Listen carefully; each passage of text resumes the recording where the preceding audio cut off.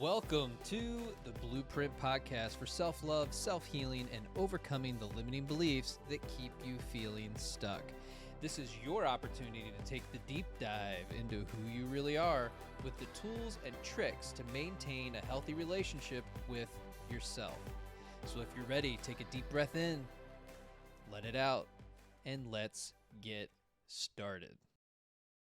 Today is all about fitness programs. Now, there's a ton of stuff out there for you to choose from, but it can be intimidating if you don't currently work out or have a fitness routine like running, spin class, CrossFit. This is your opportunity to reignite your motivation, discipline, and to take back your power. Now, the number one place you're going to make the biggest difference in your health and wellness is the kitchen. I can tell you as a former chef who oversaw multiple kitchens in hotels, resorts, corporations, and sports arenas that what you consume physically, mentally, and emotionally has a direct impact on your overall health. When I would take down an entire tube of chocolate chip cookies in one sitting, and I wouldn't think twice about it until I started having different types of health issues that led me to start questioning what's going on. And it's the simple questions of, am I getting older? Is this a new way of living for me? How did I get here? Is there anything I can do to change this? And why do I feel so sad, angry, frustrated, and depressed all the time? These thoughts, feelings, and emotions were a catalyst in my life that propelled me into a new way of living for a while. When you try to do too many things at one time, it's easy to become overwhelmed. When you become overwhelmed, you go right back to the habits and emotions that keep you feeling stuck because they are the most familiar. You find yourself doing really well on a diet plan, but 2 weeks into it, you have a semi-significant life event that totally derails your progress. And this is when the negative self-talk starts. It happened again. I never finish anything. I can't do this. This is too hard. Or the most difficult one to overcome, I give up. This is why it's important to start slow and build on your habits. As you create and celebrate your small wins, each day you become more confident, more capable, and believe that you can accomplish whatever your next goal is. You are now developing resilience and emotional fortitude in the face of doing hard things. This should be celebrated, so congratulations. Right now is a great opportunity to take an inventory of your cabinets. With your current knowledge and experience, what types of foods do you think are problematic for you? If you're unsure, take a week or two and write down everything that you eat in a day to include portion sizes. This will help you create awareness around the type of food that you eat, but I also want you to write down what you're feeling in that moment. When I was noshing on those cookies, I knew exactly what I was going through in that moment and how I was feeling. But we'll go more in depth on food relationships later in the program. A great way for you to start back into a fitness program is by walking. I know it sounds stupid simple because it is. You don't have to buy any equipment except for a solid pair of running or walking shoes. Eventually, you'll start doing research on zero platform shoes and the benefits of spending more time barefoot. That is definitely worth a Google search. For now, let's just focus on the basics and walk it out. So what are some of the benefits of walking? It improves your cardiovascular health and gets your heart rate up. You get a daily dose of vitamin D because you're outside. 15 minutes a day should do it. You're going to burn calories, and when you pick up the pace, you're going to burn a little bit more. It can help lower your blood sugar. Everything in the body starts moving and working a little bit better. It'll ease up on joint pain. As you build up muscle and take in more water, your joints will become more lubricated and supported by the muscles that you're building up.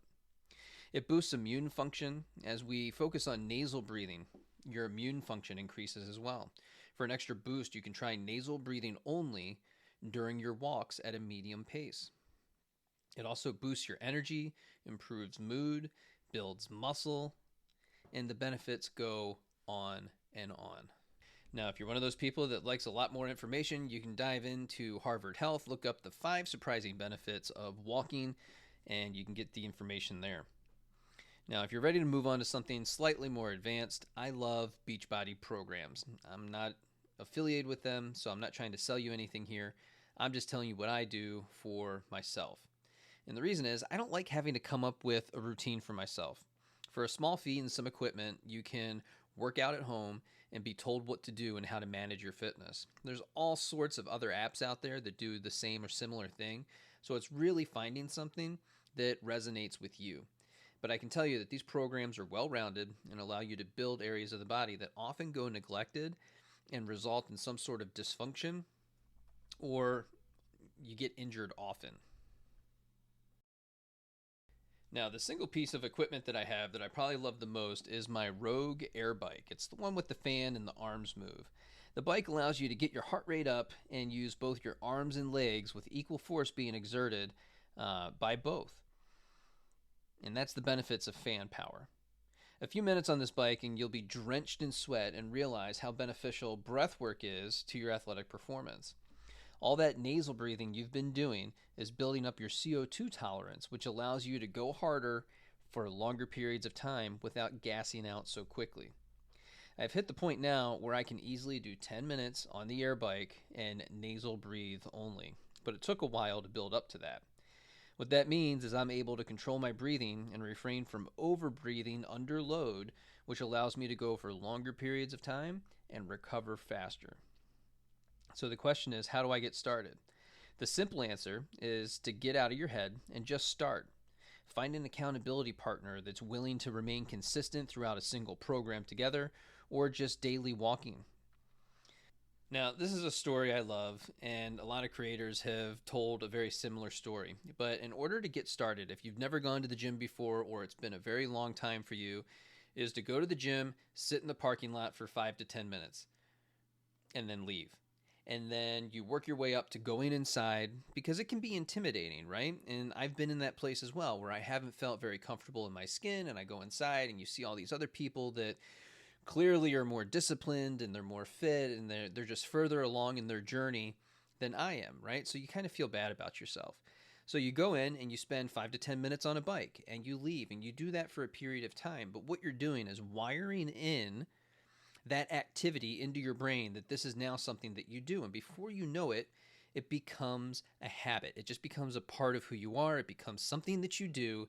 And all it took was finding that little bit of discipline inside of yourself, that I'm going to start by going to the parking lot, then I'm going to start by going inside, I'm going to spend a little bit of time there, and you continue to build, and we habit stack on top of that. And before you know it, you're in the gym for 30 minutes, 45 minutes each time, and you have a structured workout that you do consistently. If you love this episode, go and rate and review the show. And if you don't already follow me on Instagram, it's at jbirdfit. And I'll see you next time.